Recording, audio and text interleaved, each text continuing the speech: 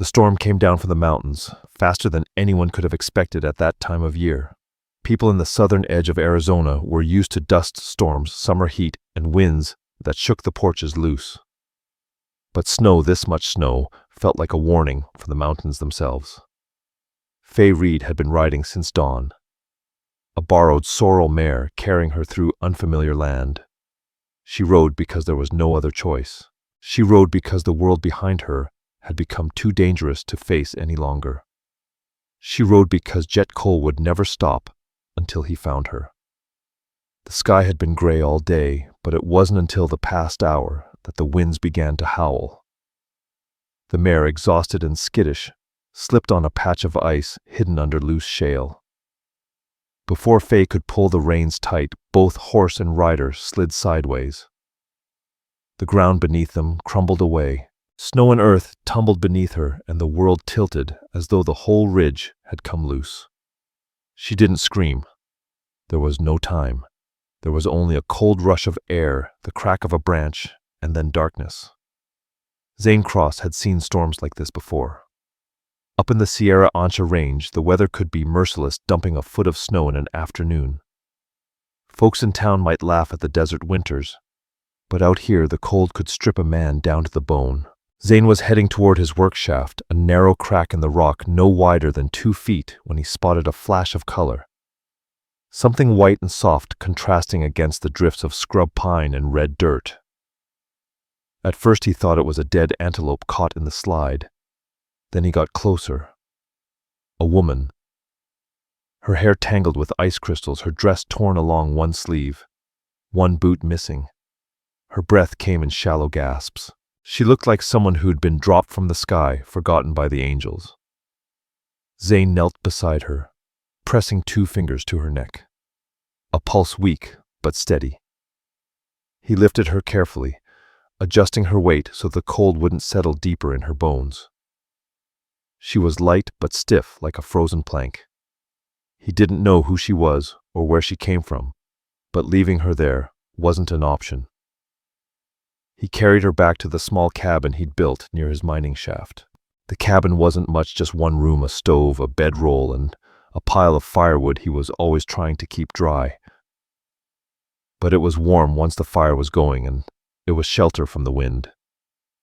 Inside, he laid her down near the stove and pulled a buffalo robe over her. She didn't stir. Her skin had the waxy pale look of someone slipping into frostbite. Muttering under his breath, Zane tossed more wood on the fire, set his jacket aside, and slid in behind her under the robe, using his body heat to keep her warm. It was simple, practical, and the only thing standing between her and death. Eventually the cold released its grip and sleep claimed him. Faye woke to warmth. Strong, steady, unfamiliar warmth pressed against her back, shoulder, and hip. For a few moments she drifted in that comfort, as if floating in some soft, safe place. Then she opened her eyes. A rough-hewn ceiling overhead, firelight flickering against log walls, the scent of pine pitch and smoke, and God help her, an arm draped over her waist. She froze. Slowly, with the precision of someone afraid to disturb a rattlesnake, she turned her head. A man lay inches away, dark hair falling across his brow. His bare chest rose and fell in peaceful, steady breaths. His face was shockingly close, closer than any face should be, unless you'd chosen for it to be there. If he moved even a little, his mouth might have brushed hers. Faye's heart hammered against her ribs. She shot upright with such force that the buffalo robe flew off them both. The man woke instantly, blinking once, before focusing on her, his eyes the color of rich earth. "You're awake," he said, his voice rough from sleep. Faye stared at him, mouth open. "Where am I? Who are you? Who am I?" Zane sat up slowly, pulling the robe around his shoulders, his brows furrowed. "You don't remember?" "No," she said, feeling panic rise in her throat. "I don't remember anything." "And why were we," she pointed helplessly at the bedroll, "why were we sleeping next to each other? Did something happen?" Zane exhaled the kind of long breath a man gives when life throws him trouble he didn't ask for. No, he said. Nothing happened. You were half frozen. I had to warm you up. Simple as that. Her cheeks flushed. Though he spoke with such calm, it was hard to argue. Still, embarrassment mixed with confusion swirled inside her. She could barely think. Zane studied her another moment. Looks like you've got a case of memory loss, he said. Probably from the fall. The fall, she echoed. You slid off the ridge during the storm. Lucky I found you when I did. She swallowed, pulling the robe tighter around herself. And you brought me here. Seemed the sensible thing to do. The wind howled outside, pushing snow against the cabin walls. Faye Reed shivered not from the cold but from the sudden realization that she was completely at the mercy of this stranger. Yet something in his steady gaze, his unhurried manner, quelled the worst of her fear. Thank you, she whispered. Zane Cross simply nodded, as if saving a life were as ordinary as chopping firewood. Outside, the storm raged on. Inside, the warmth between them, awkward, fragile, and unexpected, began to take shape. By mid-morning, the storm had eased, leaving the world outside the cabin wrapped in white. The light filtering through the frosted window was soft pale, and it made everything seem gentler than it really was. Faye sat near the stove, wrapped in a blanket, watching Zane move about the cabin with the calm efficiency of a man used to doing everything himself. He heated water, stirred a pot, and checked her boots, setting her one remaining boot near the fire to dry. Every so often he glanced her way, as if making sure she hadn't fainted again or wandered off without her memory. She felt oddly small under his steady gaze. "What's your name?" she asked suddenly. He paused with a ladle in hand. "Zane Cross." She nodded slowly. "Zane," she repeated, trying the sound of it like testing a new piece of clothing. "And you're a miner." "That's right." She waited for him to elaborate. He didn't. The silence sat between them until she filled it with another question. "What do I call myself?" "You didn't find anything on me. Papers, a name stitched in my clothes." "No," he said, stirring the pot again. "But you'll remember soon enough." "Would be nice," she muttered. "Right now I feel like a book someone tore the title page off." Zane gave the faintest grunt of amusement. She straightened a little, encouraged. "Tell me something then. Something about, well, who you think I am." He set the ladle down and turned fully toward her, his arms crossed loosely. "What makes you think I'd know more about you than you do?" "I don't know," she admitted. "But you found me. That's more than I know about me right now." Zane breathed out slowly, the kind of exhale a man gives when he doesn't want to say something but will, because it's practical. "All right," he said. "Here's what I know. You're brave enough to travel alone, foolish enough to be out during the first winter storm, and you're lucky, very lucky." She frowned. "That's it. Nothing else." His mouth twitched. "You eat more than a coyote that's been starved for a week. That's something." "Well, I was cold," she muttered, defensive. "Cold people usually shake. You were eating like you hadn't seen food since last Christmas." Faye looked down, pulling the blanket tighter. She didn't remember the meal at all. His voice softened, losing the teasing edge. "I'm not complaining, just stating facts." She lifted her chin. "Maybe I am. A hungry person. Or maybe I'm a traveling performer and we're known for eating a lot." "You think you're a performer?" She shrugged, eyes wide. "Maybe. Look at me, I could be." Zane leaned against the table, giving her a look both patient and utterly unconvinced. "You're no performer." "How do you know?" "Performers don't fall off ridges during storms. They know better than to ignore the sky." "Well, maybe I'm an exceptionally bad performer." He huffed out a low sound, almost a laugh.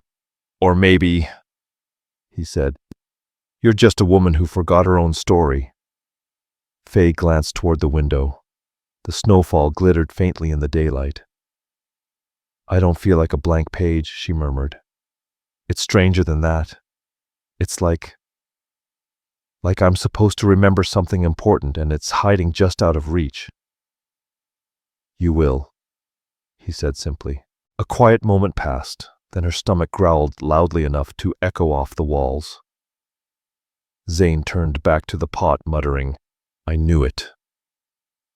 After the meal, which she devoured with surprising enthusiasm, Faye Reed wandered the small cabin, her fingers brushing over the modest belongings: a stack of firewood, a pair of worn gloves, a hand-carved box, and a simple framed sketch of a woman with long dark hair. She paused before it, sensing she shouldn't pry. But there was something tender about the sketch that she couldn't ignore. Zane Cross noticed. "My wife," he said quietly. "She's gone now." "Oh," Faye whispered. I'm sorry." He nodded once, accepting her sympathy without dwelling on it. Something in his steady acceptance eased her. He didn't hide his grief. He didn't dramatize it. It simply lived there in the cabin with him, the way winter lived in the mountains, patiently without apology. Faye shifted away from the sketch, clearing her throat. "So I'm hungry again." He raised a brow. "Already?" She placed a hand to her stomach, with dramatic offense. "Perhaps I'm a very delicate person, who needs constant nourishment." "Delicate," he repeated, looking her up and down as though trying to decide if that word even made sense for her. "You slid down a ridge and survived a snowstorm. Not sure delicate is the right fit." "Fine," she conceded. "A resilient person who eats often. That better." He shook his head, but she caught the ghost of a smile tugging at his mouth. Still, she couldn't shake the question that kept circling in her mind. Who was she really? Why did she feel a faint trace of fear beneath her ribs when she tried to picture her life before the fall? And why, despite that fear, did she feel unexpectedly safe in this stranger's cabin? By mid-afternoon, Zane reached for his coat. "Storm's past. I need to check the mine. Shouldn't be gone long." "Titilma. Mine," Faye repeated. "My claim's up the slope, just making sure it didn't cave in." She hesitated. "Can I come with you?" "You can't walk steady yet," he said. "You'll slip." "What if I get bored here alone?" She challenged. "You'll survive it." "Easy for you to say," she teased. "You're used to silence." He gave her a long look. "That's supposed to be an insult." "Not at all," she said brightly. "Just an observation." Zane sighed, fastening the last button of his coat. "Stay inside, keep the fire going. And if you're hungry," he pointed to a cloth-covered bowl on the table, "don't eat all of that. It has to last a while." Faye placed her hand over her heart with exaggerated sincerity. "I make no promises." "Didn't think so," he muttered as he stepped outside, shutting the door behind him. The cabin felt suddenly quieter without him, the kind of quiet that seeps into your bones. Faye stared into the fire, strangely aware of the weight of her own breathing. She didn't know her name, her past, or her purpose, but she knew one thing with surprising certainty. She trusted the man who had saved her, even if she had no idea why. The next morning brought a thin winter sun, the kind that brightened the snow without warming it.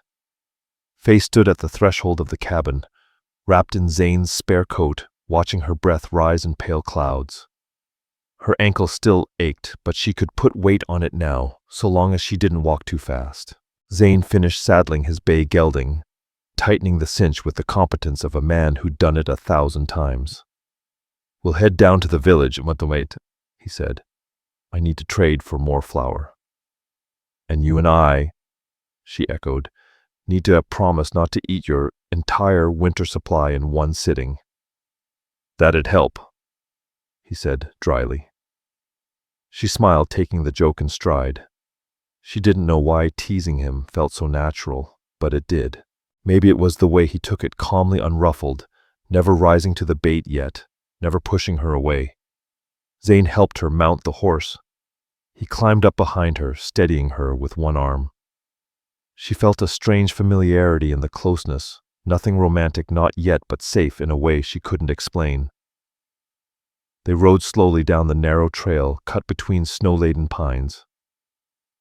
The world felt new to her, sharpened by her lack of memory.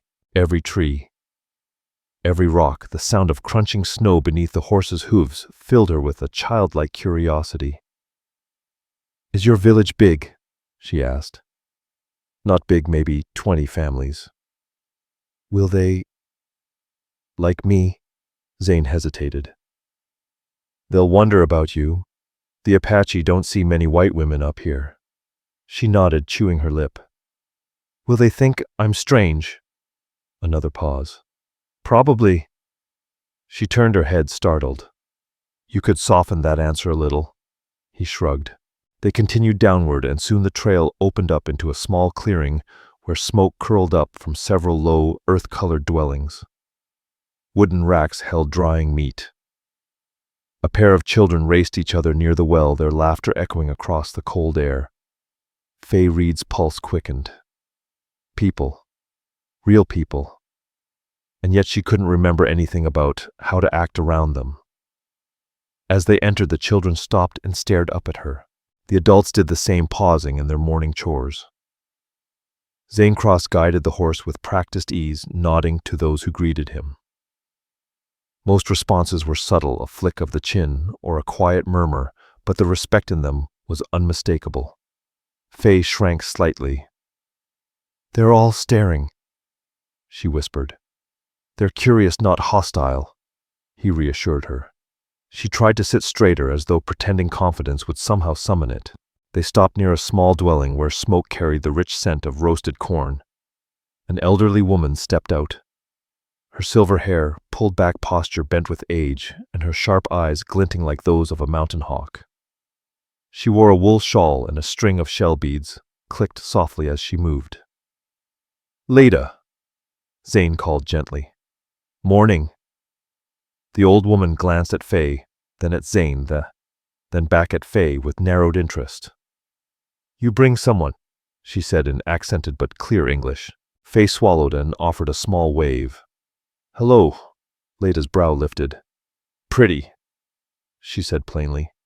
"And cold. Come inside." Zane helped Faye down. She wobbled, and Leda caught her elbow with surprising strength.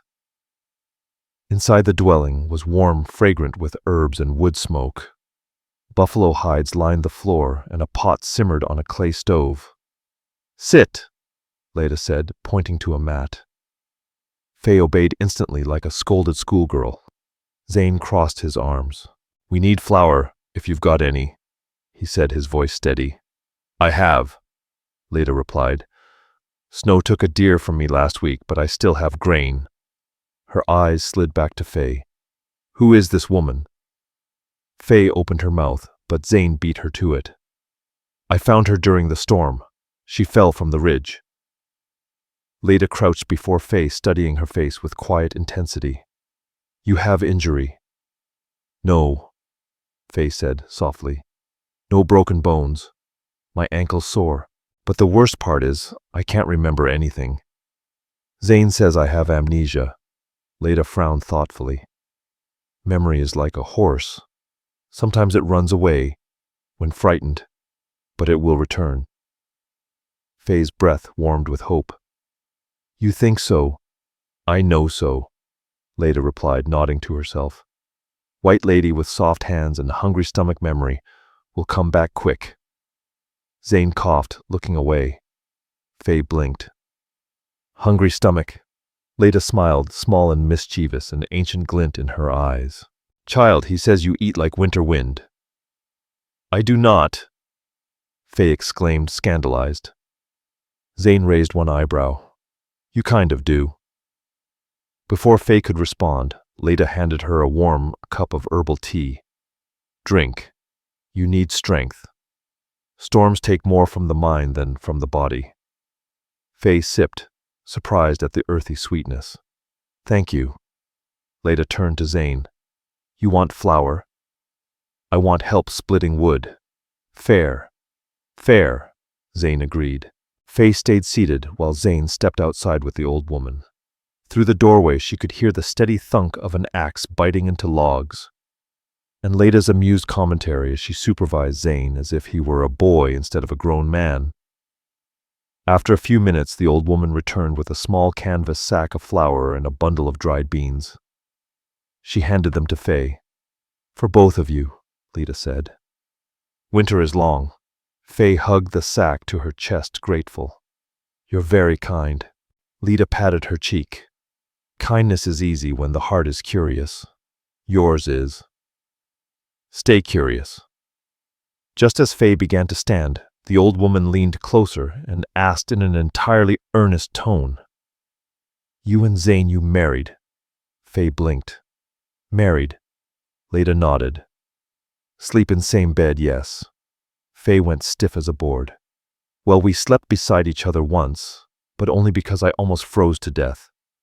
So I don't think that means we're—" Leda held up a finger. "In my village, only people who trust each other sleep that close." Faye's mouth opened, then closed, then opened again. "I don't know if we're anything," Faye Reed whispered. Leda smiled, wise and sure. "He cares for you. You care for him. Snow does not lie." Faye sat in stunned silence as Zane Cross returned to the doorway, wiping sweat from his brow. "What were you two talking about?" he asked. Leda and Faye spoke at the same time. "Nothing." Zane frowned suspiciously. On the ride back toward the ridge, Faye pressed the sack of flour against her lap, lost in thought. The villagers had warmed to her, the quiet respect in their eyes, the laughter of children. Leda's steady gaze read her like an open book. Faye felt something stirring inside her. Not fear, not confusion, something gentler, something she couldn't name. Zane rode silently behind her, as patient as ever. She glanced back at him once, then quickly looked away. Married. She repeated it in her mind, sleeping, close trust, caring. The thoughts tangled together like threads in a loom. By the time they reached the cabin again, Faye's cheeks were flushed not from the cold, but from a realization she wasn't ready to say aloud. She might be falling for the man who'd saved her life. And she didn't even know her own name. The wind had softened by late afternoon. Snow still drifted down from the ridge, but gently now, like feathers shaken from a pillow, high above the valley. Faye stepped inside the cabin first. Zane followed, setting the sack of flour on the table with the care of a man placing gold nuggets. "That ought to last us a while," he said. Faye nodded, though her mind was far less concerned with flour and more tangled in everything Leda had said. Married, sleeping close, trust, caring. Her pulse kicked again just thinking about it. Zane shrugged off his coat. "You hungry?" The question was innocent enough, but after what she'd heard it made her blush as if he'd asked something improper. "Hungry?" she echoed, her voice cracking like dry kindling. Zane looked at her oddly. "Yes, you know. Food."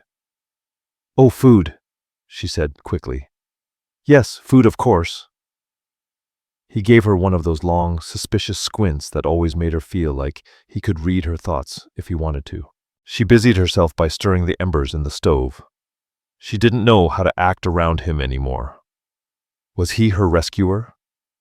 Her housemate? Something more, something less? Her memory still held a thick fog, but her heart seemed determined to race ahead without permission.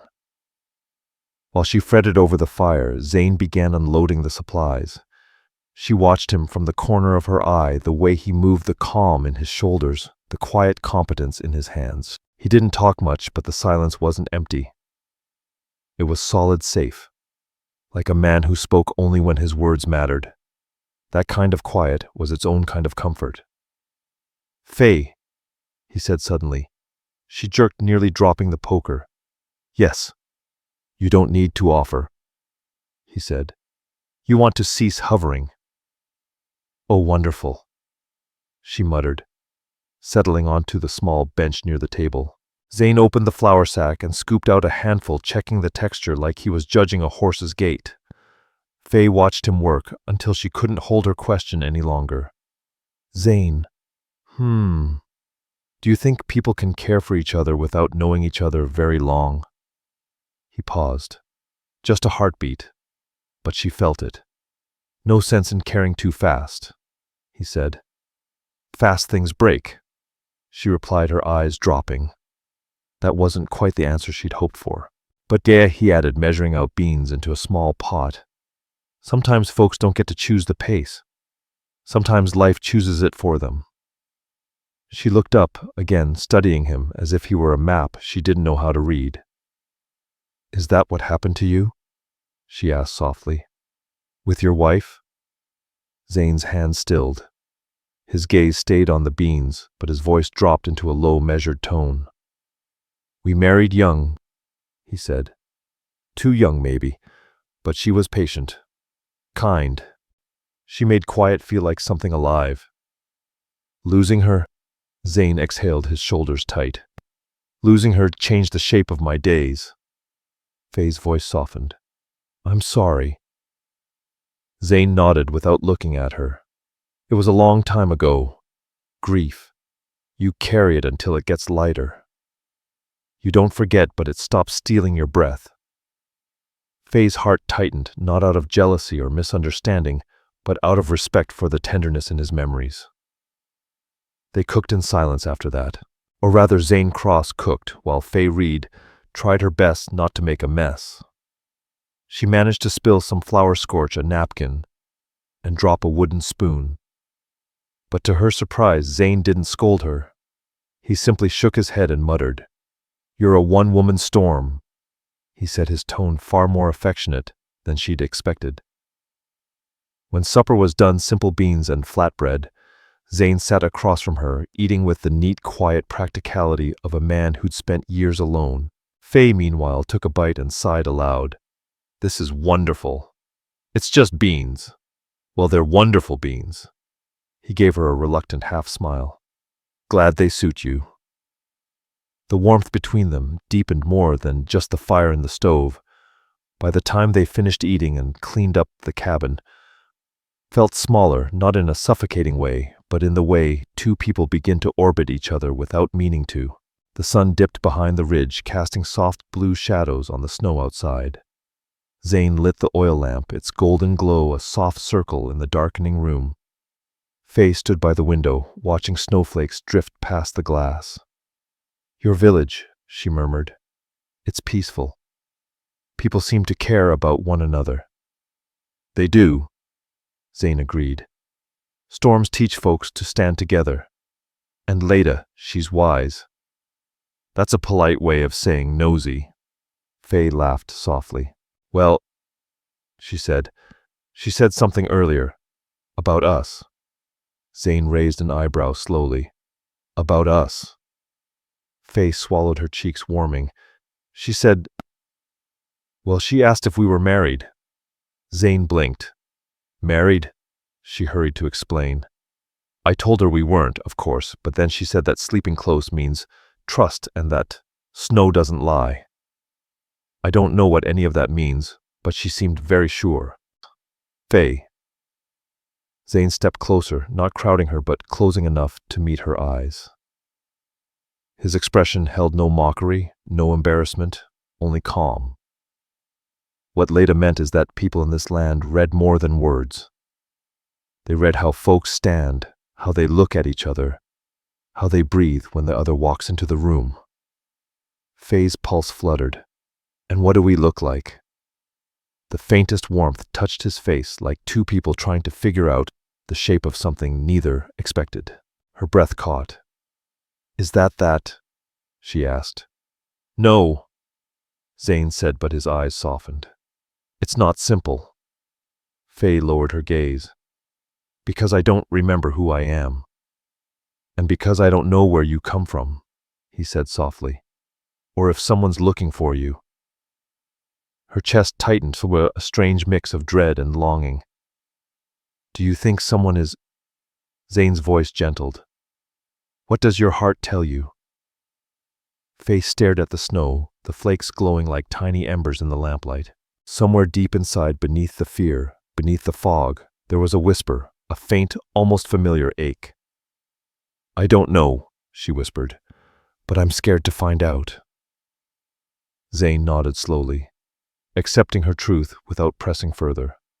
"We'll figure it out," he said, "one day at a time." He stepped back, giving her space, and something in that small motion made her trust him even more. When they settled for the night, he on the floor roll and she on the bed, they lay in the quiet glow of the dying fire. Neither spoke, neither slept for a long while. Two hearts, both wounded in different ways, listened to the winter wind outside and wondered what tomorrow might bring. The night came in slow, quiet waves, the kind of quiet that makes a person feel like something is holding its breath. Zane banked the fire, the glow scattering long shadows across the logs. Faye lay under the blanket, staring into the flickering orange light, her mind restless in a way she couldn't name. Outside, the wind picked up. A low rumble traveled along the ridge as clouds thickened above the valley. "You should sleep," Zane murmured from the floor roll. She nodded without looking at him. "I'm trying," she whispered, but she wasn't. Her thoughts tumbled too fast. Something about Lada's words, the closeness here, the strange pull in her chest. She knew it wouldn't settle. Zane exhaled softly, shifting to a more comfortable position. "You're thinking loud again." She let out a small, breathy laugh. "Didn't know thinking made noise. With you it does." She almost teased him back, but the world outside interrupted. A crack split the silence, sharp, violent, immediate. Lightning. A flash of white poured into the cabin, as thunder rolled over the ridge like a stampede. Faye jerked upright with a gasp. Her breath vanished. So did the floor. The cabin walls blurred. The fire became a smear of red. Somewhere deep inside her, a buried door broke open. Images surged too fast, too bright, too cruel. A man's shadow loomed over her. His voice smooth as daylight, venomous in the dark. A hand wrapped around her wrist, squeezing until her bones cried out.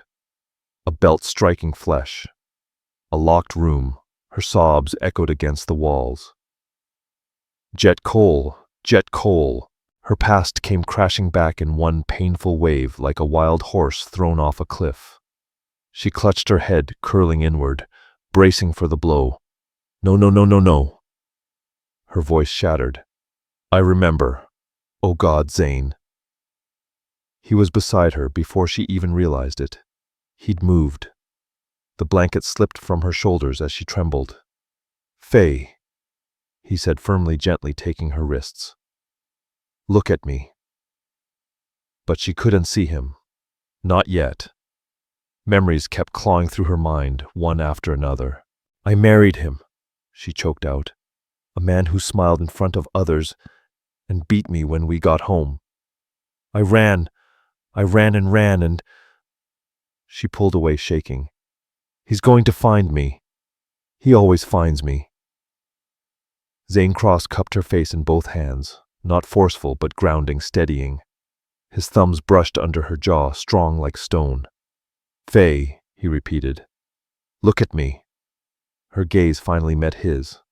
Not Jet, not cruelty, not a man with a monster's voice. Just Zane. Warm-eyed, calm, steady, breathing slow so she might match him. "You're here," he said. "You're safe." And he's nowhere near this ridge. Tears stung her eyes. "But I remember now. I remember everything. I remember being afraid all the time. I remember thinking if I didn't leave, I'd die. I remember falling off that ridge because I wasn't watching. I was running blind." Zane gathered her against his chest before she could collapse under the weight of it all. She pressed her face into the bare skin of his shoulder, sobbing in a way that shook her to the core. His hands slid up and down her back. Slow, soothing circles, the way a father might comfort a terrified child, or a man might steady the woman he'd silently begun to care for. "It's all right," he murmured. "Let it come. You've held it too long."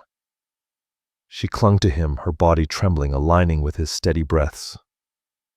After a while, the sobs softened into shivers. "I was terrified of him," she whispered. "But I'm also terrified of remembering." "I know." "And you're Apache," she said, suddenly pulling back enough to see his face. "Jet was Apache. That's why I panicked when I looked at you just now. I thought... He rested his forehead gently against hers. "I'm not him." "I know," she said, tears slipping again. "And that scares me too." "Why?" Because she swallowed because I care more than I should. And I'm married. Even if I wish I weren't, I am. Zane's jaw tightened, not in anger, but in a kind of aching understanding. "He treated you like something he owned." She hesitated. "I'm not defending him," she whispered, "but marriage is marriage. A vow is a vow." Zane looked at her with such deep sadness she felt it settle into her bones. "A vow only holds if both hearts are in it. Keep it," he said softly. "You left because he broke his. Not you." Lightning cracked again. Faye flinched. Zane pulled her close once more. His arms circled her with the certainty of someone who'd already made a silent promise long before she remembered her past. "Even so," she said into his chest, We can't be anything." "Maybe," he murmured. His hands slid to the back of her neck, a gesture more of comfort than intimacy. "But hear me now. Whatever happens next, you are not alone." She closed her eyes. "I don't want to hurt you." "You're not," he said. "I don't want to hurt myself either." "You won't." "But I love..." She stopped, her breath hitching. "I care for you.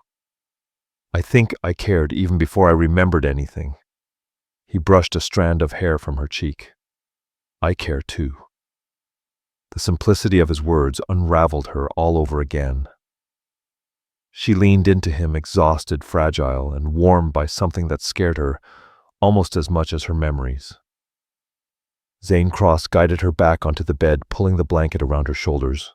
He didn't leave, didn't retreat to the floor. He sat beside her, took a hand resting lightly on her back, until her breathing steadied. Outside, the storm raged on. Inside, two souls, battered by loss and scarred by the past, found themselves tangled in a truth neither was ready to face too quickly. They belonged beside each other, even if the world outside wasn't ready to let them. And somewhere deep in the swirling darkness of the night, trouble neither yet knew was coming rode closer. Jet Cole was not done searching. The storm passed by dawn, leaving the ridge washed clean and quiet. A soft light broke across the valley, warming the snow, as if the sun itself wanted to apologize for last night's fury. Faye Reed woke with her head resting on Zane's shoulder. He sat half-slouched against the log wall, his eyes open, his gaze fixed on the soft morning light through the window. He hadn't slept much. She could tell by the set of his jaw, but he didn't look tired. He looked watchful. "Morning," he murmured, easing his arm so she could sit up. She rubbed her eyes. "Did you stay awake?" "Most of it." "You didn't have to." He gave her a look. She understood now, quiet, steady, unshakable. "Yes," he said again. "I did." Something softened in her. She didn't lean in, didn't kiss him, didn't ask for anything more than his presence. And somehow that small restraint felt more intimate than if she had reached for him. Outside, a faint crunch broke the silence. Snow shifting. Footsteps. Zane was on his feet in an instant. Faye's pulse thudded painfully, memories from the night before slamming back into place. "Is it him?" Zane moved to the door with the slow, deliberate motion of a man ready for anything. "Stay behind me." He opened the door, and there, collapsed in the snow like a sack of flour, someone who had been tossed off a wagon.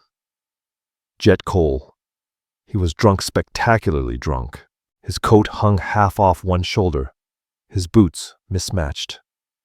A whiskey bottle dangled from his limp hand. His face was flushed, bruised, swollen in places she didn't remember. It was as though someone's had taken turns teaching him lessons he didn't learn. He looked up, blinking bleary-eyed. "There you are," he slurred. "Both of you. Bunch of traitors." Zane exhaled quietly, but with a depth that suggested a man who'd already run through every possible bad outcome in his head and decided this wasn't one of them. "Jet," he said, his voice steady. "You need to get off this ridge." Jet tried to stand, failed, then wagged the whiskey bottle in their direction. "Bunch of damn snakes running off with my wife, my property." Faye stepped forward instinctively, but Zane's arm slid out protectively, stopping her. Jet pointed a crooked finger at Faye, his voice rising in a broken howl. "You'll come home with me, you hear? You're mine." The priest said so. He took one step toward them, stumbled and fell flat into the snow. He didn't get up. Faye wrapped her arms around herself, not in fear, but in deep, stunned sadness. "Is he? He's alive," Zane said after checking the man's pulse. "Just drunk enough to sleep through a thunderclap." Zane didn't look angry. He didn't look triumphant.